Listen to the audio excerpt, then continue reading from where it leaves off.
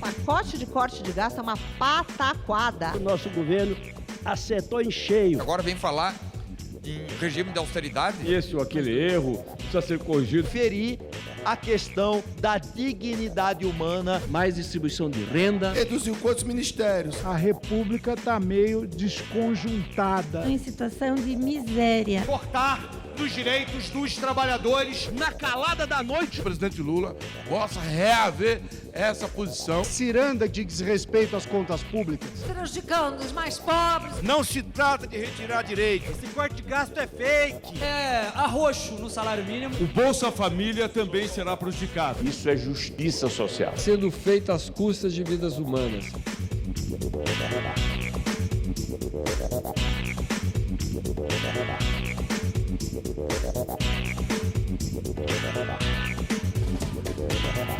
O grande debate da semana no plenário da Câmara foi sobre o pacote de ajuste fiscal anunciado pelo governo no final de novembro. O objetivo é economizar 70 bilhões de reais nos próximos 2 anos, além de promover reforma no imposto de renda para viabilizar o aumento da faixa de isenção a partir de 2026 para quem recebe salário de até R$ 5.000. Deputados aprovaram urgência a 2 propostas que fazem parte do pacote. A que autoriza o governo a limitar a utilização de créditos tributários em caso de déficit nas contas públicas e a que busca ajustar despesas ligadas ao salário mínimo, como benefícios previdenciários, seguro-desemprego e abono salarial, aos limites do arcabouço fiscal. Medidas que agora podem entrar na pauta de votações a qualquer momento e que foram bastante criticadas pela oposição por supostamente trazerem prejuízo às camadas sociais menos favorecidas. Qualquer economista sério, qualquer um, não interessa viés ideológico, sabe que esse pacote de corte de gasto é uma pataquada. Não resolve nada, não faz nada. Sem contar a lambança dos orçamentos paralelos, que isso todo mundo sabe. Cada programa, e o grande escândalo é o financiamento do programa Pé de Meia. O financiamento do programa Pé de Meia está correndo no orçamento paralelo. Tribunal de Contas da União já está investigando. Nosso governo acertou em cheio, quando de um lado aponta no sentido do enquadramento das despesas às regras do novo arcabouço fiscal e, de outro lado, onera setores que se acostumaram a ter privilégios, como, por exemplo, a questão da regularização dura do teto de gasto, para que se impeça de uma vez por todas que alguns privilegiados possam ganhar acima do que o que define a Constituição brasileira. Eles ficam 2 anos torrando dinheiro público, agora não vamos cortar. Querem cortar gastos? A primeira coisa que tem que fazer é diminuir esses 40 ministérios. Vamos baixar lá para 20 ministérios e aí sim nós podemos discutir algo sério, idôneo, em relação à responsabilidade fiscal. O PT já votou contra, há 30 anos atrás, aliás, esse ano completou 30 anos, votou contra o Plano Real. No ano 2000, o PT também votou contra a Lei de Responsabilidade Fiscal e agora vem falar em regime de austeridade. O que me chama a atenção, senhor presidente, foi a resistência explícita que foi manifestada por alguns segmentos da sociedade, não criticando o pacote como um todo, porque tem esse ou aquele erro, precisa ser corrigido, aliás, é para ser corrigido, e se for corrigido aqui e no Senado, mas com alguns pontos que me mostram assim, claramente o perfil daqueles que não querem de forma nenhuma que as pessoas mais pobres tenham um mínimo de dignidade na vida. O pacote de corte de gastos propostos por Lula e Haddad propõe o fim da isenção do imposto de renda por doenças graves para quem ganha mais de 20 mil. Pelo amor de Deus, senhor presidente, essas doenças que estão elencadas lá, tá AIDS, câncer, cegueira, paralisia, enfim, doenças que são degenerativas, doenças que com certeza precisam desse aporte financeiro, dessa isenção do imposto de renda, para que a pessoa possa sobreviver. É um grande absurdo, isso sim, fere a dignidade humana. Todo esse pessoal, essas pessoas têm gastos enormes com medicamentos e que precisa, portanto, preservar essas pessoas que se aposentaram e que estão praticamente no fim da vida, 80, 90 anos, 75 anos e que estão sendo punidos com essas normas que estão sendo apresentadas nesta casa. Está o mau humor nessa casa quando o presidente Lula restabelece o reajuste de isenção para quem ganha até R$5.000 e, ao mesmo tempo, tributa para quem tem uma renda acima de 50 mil. Justo. Se a gente tivesse um processo de fraternidade, esse projeto ele tinha que ser votado com urgência, mas, infelizmente, a má vontade do Congresso, que dê celeridade para o reajuste da tabela do imposto de renda, para que a isenção fique até 5 mil e tribute em pessoas que têm até renda acima de 50 mil reais. Isso é justiça social. Isso não é um pacote fiscal, é uma demonstração de insensibilidade e de inversão de prioridades. Ou seja, quem recebe hoje mais de 20 mil reais não vai ter mais a isenção no imposto de renda para ajudar no tratamento dessas pessoas. A arrecadação de 35 bilhões para custear a ampliação da faixa de isenção do imposto de renda para quem ganha até 5 mil reais está sendo feita às custas de vidas humanas. É isso mesmo que estamos assistindo, o Estado sacrificando os mais vulneráveis para ajustar as suas contas. Pergunto, não seria mais eficiente buscar isenções tributárias para medicamentos de alto custo para as doenças raras?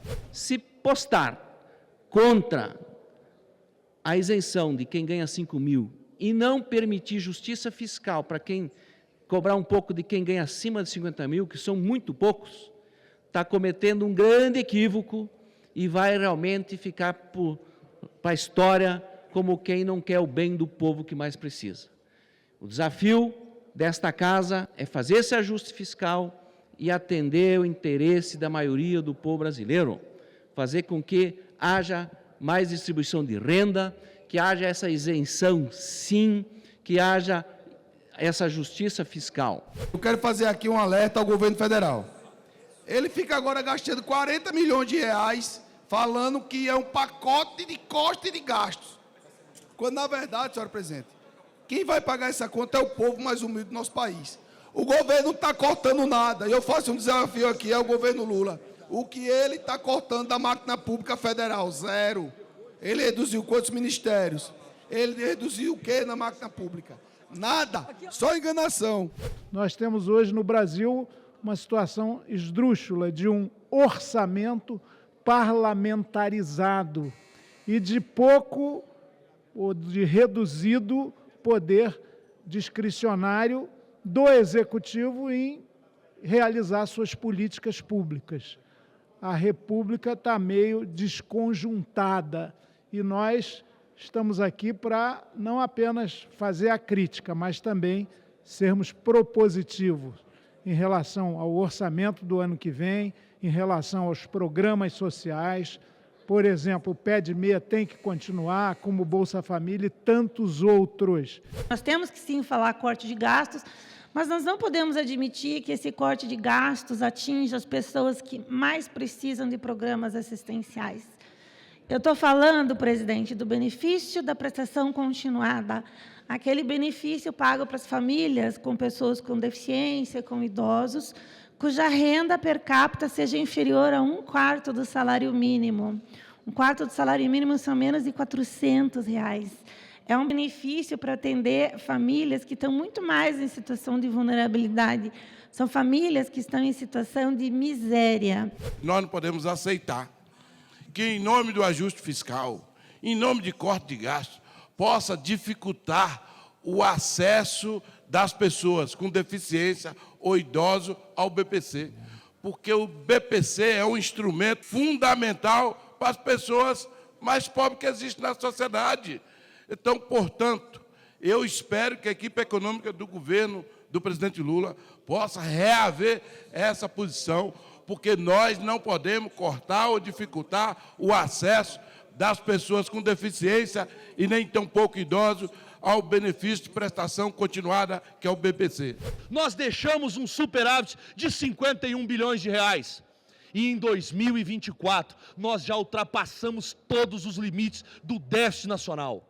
Agora, a desculpa que se traz a essa casa, a conversa que quer fazer na calada da noite, no final do fechamento do ano, aonde isso vai dar certo? Nós precisamos de uma discussão ampla nesta casa para falar sobre corte de gastos.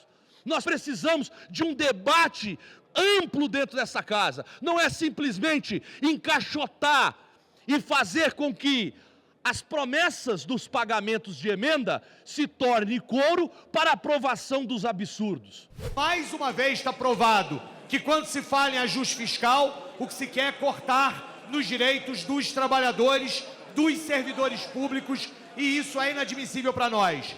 Conter o reajuste de servidores públicos como forma de qualquer ajuste fiscal é impedir que as políticas públicas que são garantidas por esses trabalhadores na ponta sejam cumpridas com a qualidade que a população brasileira merece. Essa ciranda de desrespeito às contas públicas, essa ciranda de desrespeito ao equilíbrio fiscal, ela é paga pelos pobres. Não é o governo quem paga e tampouco a classe política. É a população brasileira, sobretudo a mais pobre, que vai pagar nos 2 anos que faltam para terminar o mandato Lula. É preciso que essa casa dê uma sinalização que ela tem compromisso com o Brasil que nós tanto queremos. Evidentemente que queremos rediscutir o posicionamento relativo ao BPC, tantos pontos que precisam ser discutidos, mas para isso precisamos ter um relator designado. E relator designado só pode após a aprovação da urgência. Por isso, com todo o senão que poderemos ter em relação ao conteúdo das matérias, vamos votar favoravelmente à urgência. Nós somos totalmente favoráveis aos cortes de gastos, totalmente favoráveis. Mas isso aqui é um verdadeiro embuste, simplesmente prejudicando os mais pobres, os mais vulneráveis. Não há um corte, nem há um compromisso com o superávit primário. Não dá para cortar um gasto aqui e depois fazer outro lá, como fizeram com o pé de meia, por exemplo. Nós queremos compromisso com o superávit primário para aí sim fazer os gastos necessários sem prejudicar os mais pobres, mais vulneráveis. Nós não vamos atropelar em nada a discussão do mérito das matérias. Nós vamos discutir a partir da definição por Vossa Excelência do relator. Definido o relator, nós vamos ter toda a sensibilidade política que nos é muito peculiar aqui dentro para discutir com as bancadas, discutir com todos os setores que fazem ponderações sobre o mérito da matéria. É a responsabilidade nossa, do nosso governo com o país. Não se trata de retirar direitos. Nós vamos discutir na hora certa isso. Mas o que é importante num momento como esse é nós votarmos à urgência, acelerarmos a discussão e nós entregarmos ao país até essa votação dessa matéria, até o dia 20. Esse corte de gasto é fake. Eles estão cortando, senhor presidente, povo brasileiro que nos acompanha, cortando benefícios como o BPC do povo mais pobre, estão cortando do salário mínimo, estão cortando o BPC dos deficientes. Essa é a razão pela qual a oposição orienta, senhor presidente, obstrução. Nós precisamos, sim, de uma reforma profunda, que corte despesas, que faça uma reforma administrativa séria. O que o governo, todos estão vendo, o mercado já percebeu, não quer fazer. Hoje nós temos 105 bilhões de rombo nas contas públicas. Nós queríamos que houvesse um ajuste fiscal. E não que vocês repassassem para o povo brasileiro, para os mais pobres, para os mais vulneráveis, essa conta. É a isenção do imposto de renda para quem tem doenças graves sendo retirado, é arroxo no salário mínimo, é fim do abono salarial para quem recebe 2 salários mínimos. Nós temos preocupação enorme com a saúde fiscal do país, mas esse projeto é claramente insuficiente. Na verdade, o PT está contrariando o seu próprio discurso de anos e, em vez de apresentar algo robusto, está tirando daqueles que muitas vezes mais precisam. Por isso, aqui nós estamos em obstrução. Nesse pacote de gastos, inclusive, o Bolsa Família também será prejudicado. Que o Bolsa Família hoje é um salário família, não é mais auxílio. E eu lembro a todos que tem 12 estados do Norte e Nordeste onde as pessoas recebem mais Bolsa Família do que salário formal. Assim, começa a ruína de uma nação, quando as pessoas que trabalham sentem que estão sustentando quem não trabalham. As estatais federais acumulam hoje prejuízos bilionários. Governo Lula é recordista nessas coisas, nessas barbaridades. E vem falar que vai cortar gastos, que está comprometido com responsabilidade fiscal, que está comprometido com equilíbrio, sustentabilidade. Não é à toa que o mercado já questionou a eficácia desse novo arcabouço fiscal, porque é mais uma falácia. Em outra votação que provocou debates em plenário, a Câmara rejeitou a maior parte das emendas do Senado a proposta que prevê medidas de proteção a juízes e integrantes do Ministério Público. O projeto de lei torna qualificados os crimes de homicídio ou lesão corporal dolosa praticados contra membros do MP e da magistratura, decorrentes do exercício da função. 11 das 14 emendas do Senado ao projeto foram rejeitadas e as demais ainda serão apreciadas pelos deputados em data a ser definida. Nós estamos em vias de votar um projeto, deputado Jonas Donizete, sobre o risco da atividade para a magistratura. No Senado Federal, houve de forma justa a inclusão de algumas categorias que também passam pela situação de risco. Entre elas, os oficiais de justiça. Eles são a mão do Estado juiz nas ruas para cumprimento de ordens judiciais. O Senado Federal fez justiça, porque o texto da Câmara original não previa a figura do oficial de justiça, assim como também de outras categorias tão importantes para a justiça brasileira. Os senhores acham justo? Essa semana nós tivemos uma oficiala de justiça que ela foi covardemente agredida porque estava cumprindo o seu papel da entrega de um mandato. E é isso que acontece. A gente sabe que toda profissão tem as suas obrigatoriedades. O oficial de justiça, a obrigação dele é comunicar a decisão de justiça cara a cara com aquela pessoa que muitas vezes está sendo afetada. Na maioria das vezes, não são notícias boas. Na maioria das vezes, aquela pessoa que está sendo notificada, muitas vezes pode estar abalada psicologicamente por outros problemas. Muitos defensores já tiveram arma no rosto, já tiveram ameaçadas as suas vidas, e eles chegam sem colete à prova de bala, sem nenhuma estrutura de proteção, sem nenhuma proteção do Estado brasileiro. Na mesma condição estão os oficiais de justiça. Então, é preciso que esse plenário tenha a sensibilidade política e a sensibilidade técnica também, de que compreende minimamente a função jurisdicional do Estado, para incorporar também como função de risco permanente essas categorias. Nós temos que trabalhar nesse sentido de garantir aos defensores, aos juízes, aos magistrados, aos oficiais de justiça, a todos esses que estão nesse contexto de operadores da justiça, todas as condições para o exercício da sua função absolutamente essencial para a vida nacional. Então, é ruim o relator ter rejeitado as emendas do Senado, que com justiça incluíam defensoria pública, oficiais de justiça e os advogados públicos. Lamento profundamente que um projeto dessa natureza tenha saído da Câmara, foi para o Senado aumentou as classes e as categorias que, se sofreu crime, é crime hediondo, mas esquece de parlamentares. Tem parlamentar aqui que anda com escolta, mas a vida do parlamentar não vale nada. Não vale nada. Então, nós não somos melhores do que ninguém, mas também não somos menos importantes do que outras categorias. Como ex-promotor de justiça que tem o escolta policial há 10 anos, não poderia deixar de dizer que tem juízes e promotores honrados que trabalham muito pelo bem do Brasil. E tem juízes e promotores que se vendem, mas são a minoria. Portanto, nesta noite, tenhamos responsabilidade. Eu sei que a sociedade brasileira está cansada de privilégios, mas proteger a vida de agentes públicos decentes é uma obrigação do Estado brasileiro. E nós também não podemos cometer uma injustiça.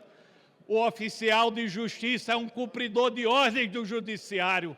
Tenhamos essa responsabilidade. O defensor público no Brasil faz com que toda a justiça funcione.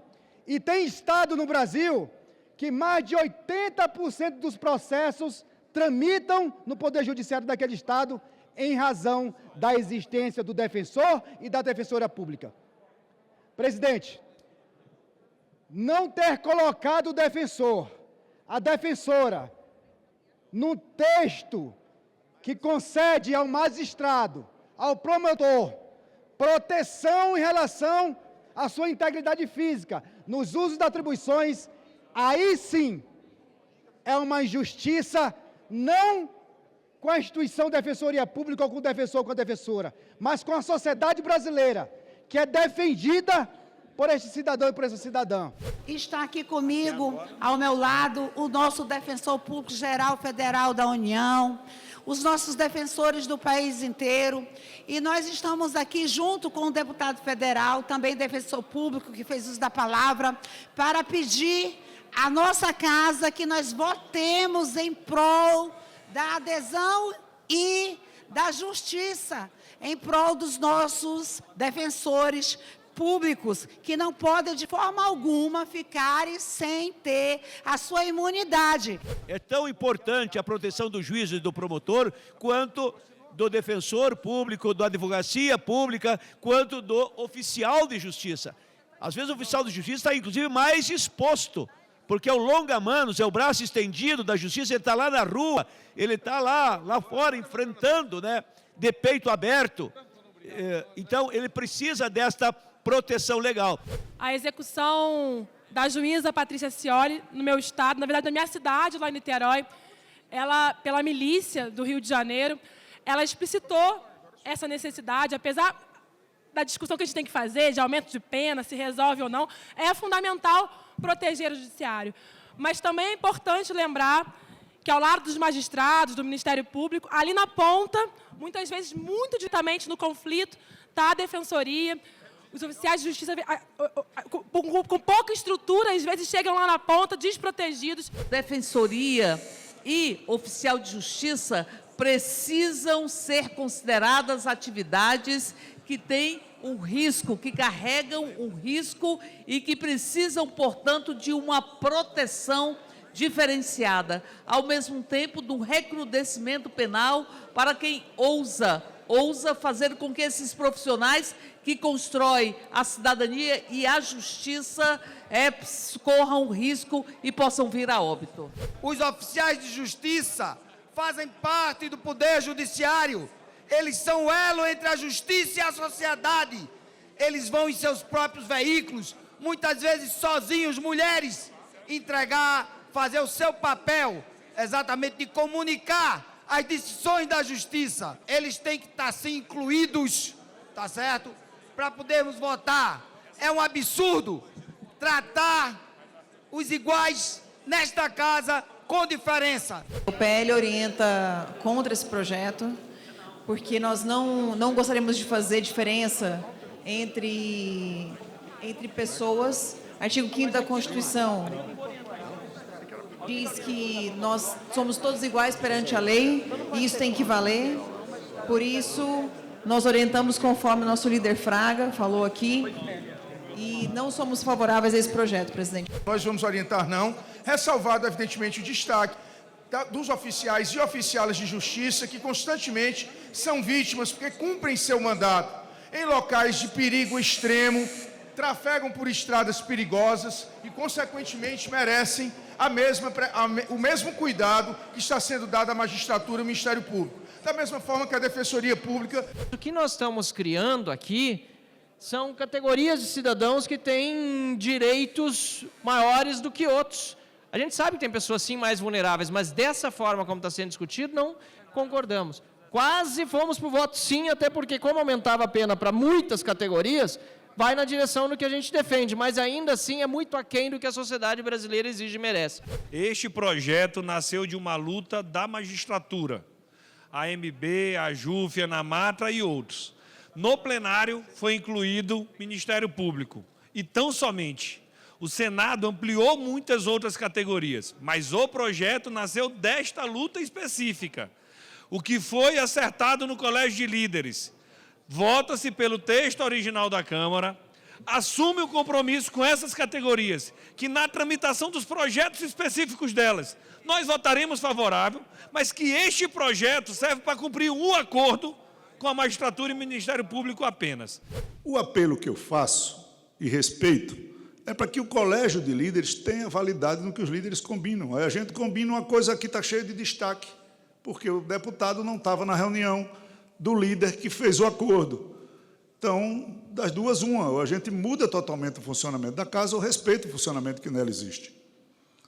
Eu pediria a quem defende defensor público, oficial de justiça, procurador municipal e outros, que entrem com projetos individuais que eu garanto dar tramitação, com urgência, com votação, com todo mundo, e vamos ver se tem voto para dar essas armas a todo mundo. Entre as propostas aprovadas por consenso estão medidas de proteção à vítima resgatada em condição análoga à escravidão, a regulamentação da portabilidade salarial automática e 12 propostas relacionadas à campanha 21 dias pelo fim da violência contra as mulheres, realizada entre os dias 20 de novembro e 10 de dezembro. Os deputados também aprovaram um projeto de decreto legislativo contendo protocolo ao Acordo de Cooperação entre Brasil e China para a construção e operação de satélites de monitoramento remoto, que agora segue para o Senado. O texto prevê o lançamento do 6º satélite da série iniciada em 1994. O custo total do projeto é de 51 milhões de dólares, cerca de 300 milhões de reais,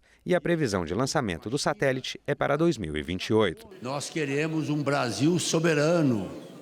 Nós queremos um Brasil cada vez mais à altura das suas possibilidades territoriais, possibilidades do nosso povo. Nós queremos um Brasil que afirme um projeto de nação. E esse acordo com a China, e o Brasil busca acordos com todos os países do mundo, numa linha de diálogo, de entendimento. Na verdade, nada tem de soberania.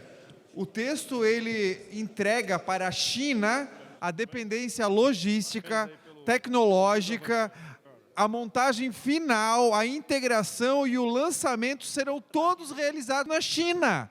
Como que pode se falar em soberania, em proteção brasileira, quando toda a operação do investimento vai ser realizada na China? Na China, não tem nada de proteção ou soberania a ser benefício do Brasil.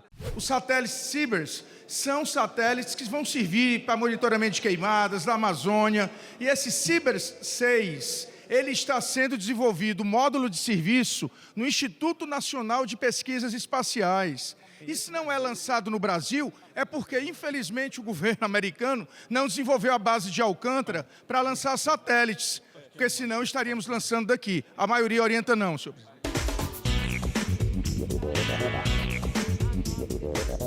Temas de interesse nacional, debates em plenário, as reações e propostas dos deputados, fatos e opiniões. No Brasil, legislação como a Maria da Penha e a lei do feminicídio representam marcos interessantes, importantes de enfrentamento à violência de gênero.